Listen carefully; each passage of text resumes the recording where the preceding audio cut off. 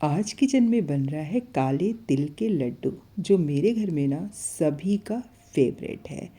Hello friends, welcome back to my channel. आप सभी को मेरा प्यार भरा नमस्कार।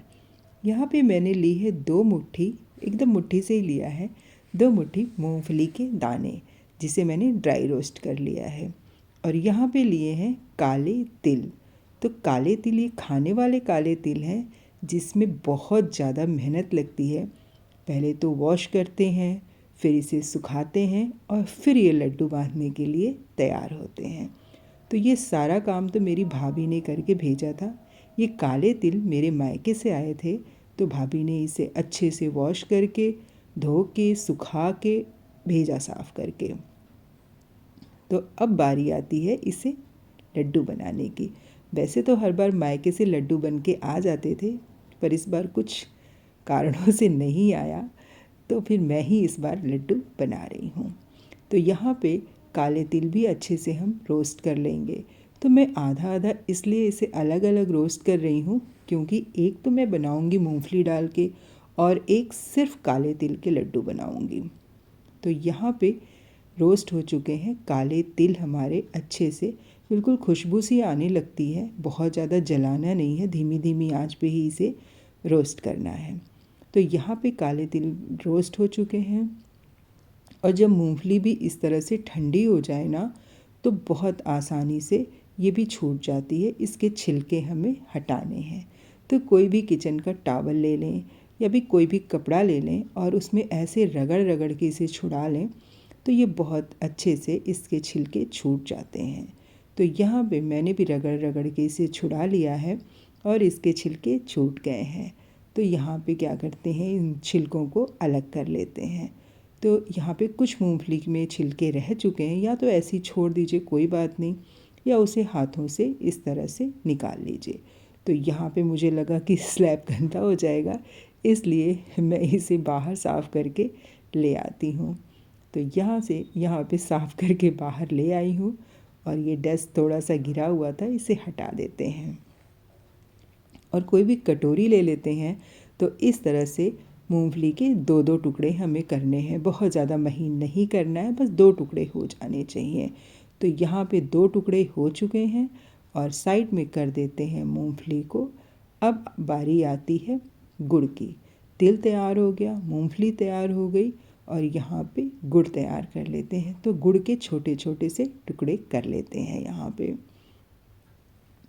तो हमारे वहाँ तो संकट चौथ में ये काले तिल ज़रूर बनते हैं, क्योंकि काले तिल के पानी से ही नहाना होता है और काले तिल ही रात में तिल, काले तिल और गुड़ और अदरक से ही व्रत को तोड़ना होता है। तो हम लोग तो ये व्रत इस तरह करते हैं। आप कैसे करते हैं ज़रूर बताइएगा। तो यहाँ पे जितने तिल थे उतने मैंने गुड़ ले लिए हैं। तो बिल्कुल मेज़रमेंट इसी हिसाब से मैंने रखा है। और कढ़ाई, जो मोटे तले की थोड़ी सी कढ़ाई लेंगे और उसमें 1 चम्मच के करीब पानी ऐड करेंगे, सिर्फ 1 चम्मच। और उसके बाद से इसमें गुड़ को ऐड कर देंगे। अब हमें गुड़ को पिघालना है। तो फ्लेम को बहुत ज़्यादा हाई मत रखिए, पहले तो मीडियम ही रखेंगे इस फ्लेम को और चलाते हुए रहेंगे, ताकि गुड़ नीचे से लगे नहीं, क्योंकि गुड़ छोड़ना नहीं है। गुड़ ना बहुत जल्दी कढ़ाई को पकड़ लेता है। बस इसे चलाते हुए पिघा लेंगे। इसमें थोड़ा सा पाक बनाने में टाइम लग जाता है। तो इसी तरह से इसे चलाते रहेंगे ताकि हमारा गुड़ नीचे से लगे नहीं। आप लोग क्या ये व्रत करते हैं? हम तो ये व्रत करते हैं और बिल्कुल निर्जला व्रत होता है। रात में चंदा मामा देख के तब इस व्रत को तोड़ा जाता है। तो अगर आप भी ये व्रत करते हैं तो ज़रूर बताइएगा। तो यहाँ पे पाग ऑलमोस्ट तैयार हो रहा है। इसमें 1 चम्मच देसी घी डाला है सिर्फ शाइन के लिए, तो वो ज़रूरी नहीं है, कोई आप डालना चाहे तो डाल सकते हैं। यहाँ पाग को टेस्ट कर लेते हैं, चेक कर लेते हैं, टेस्ट नहीं, चेक कर लेते हैं तोड़ के। तो बहुत अच्छे से पाग बन के तैयार हो चुका है। तो यहाँ पे सब टूटने का फटाफट अगर टूटने लगे तो पाग बन के हमारा रेडी हो चुका है। उसके बाद से फिर इसमें मैंने बिल्कुल पिंच भर मीठा सोडा ऐड किया है।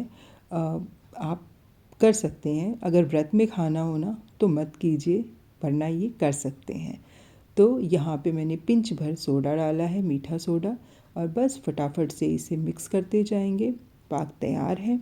तो यहाँ पे काले तिल ऐड कर दिए, यहाँ पे मूंगफली ऐड कर दी, और इसे बिल्कुल अच्छे से मिक्स करना है। अच्छे से इसलिए मिक्स करना है, अगर हम अच्छे से मिक्स नहीं करेंगे इसे ना, तो गुड़ की मात्रा कहीं ज़्यादा हो जाएगी और कहीं कम हो जाएगी।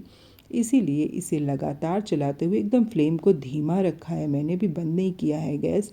जब एकदम अच्छे से मिक्स हो जाएगा ना, फिर हम गैस को बंद कर देंगे। तो यहाँ पे इसी तरह करते हुए इसे बिल्कुल अच्छे से मिक्स करना है, ताकि हमारे लड्डू परफेक्ट बन के तैयार हों। तो यहाँ पे इस तरह से पलटे से चलाते हुए अच्छे से बिल्कुल इसे हम मिक्स कर लेंगे। तो यहाँ पे सब कुछ मिक्स हो चुका है, गैस को मैंने बंद कर दिया है, और फटाफट से लड्डू बांधने की बारी है। क्योंकि अगर ठंडे हो जाएंगे ना, तो लड्डू बनने में दिक्कत होगी, इसलिए गरम गरम में ही हमें लड्डू बांधना होगा। तो यहाँ पे थोड़ा सा कटोरी में पानी ले लेंगे, और हाथ में लगाते हुए, क्योंकि बहुत ज़्यादा गर्म है, तो हल्का हल्का पानी लगा लेंगे हाथों में, और इसके बाद फटाफट से लड्डू बांधना शुरू करेंगे। बड़ा छोटा आप अपनी मर्ज़ी से जैसा भी लड्डू बना सकते हैं। तो यहाँ पे मैं बहुत ज़्यादा बड़ा लड्डू नहीं बना रही हूँ, बिल्कुल छोटे छोटे से लड्डू यहाँ पे बना के तैयार कर रही हूँ। तो यहाँ पे जब भी मतलब आपको लगे कि थोड़ा ये ठंडी हो रही है कढ़ाई ना, तो आपको ऑन करना पड़ेगा गैस। लेकिन अभी हमारे ये बिल्कुल भरा हुआ है, तो ठंडा नहीं है। यहाँ पे ये जैसे जैसे थोड़ा कम होने लगता है ना, तो कढ़ाई ठंडी हो जाती है, फिर लड्डू बांधने में दिक्कत होती है। तो थोड़ा सा कढ़ाई को गैस ऑन कर देंगे, और ये जैसे ही हल्का सा गर्म हो जाएगा ना, ये सब छूटने लगता है। तो बस थोड़ा सा गर्म होने के बाद से लगे कि ये गर्म हो चुका है, उसके बाद से फिर से हम क्या करेंगे, गैस को बंद कर देंगे और लड्डू बांध लेंगे। तो यहाँ पे फिर से थोड़ा सा ये मैंने इसे गर्म कर दिया, और ये अच्छे से बन के तैयार हो जाएगा। वरना अगर ये ठंडा हो जाता है ना, तो बिल्कुल भी बनता नहीं है, बांधने में दिक्कत होती है।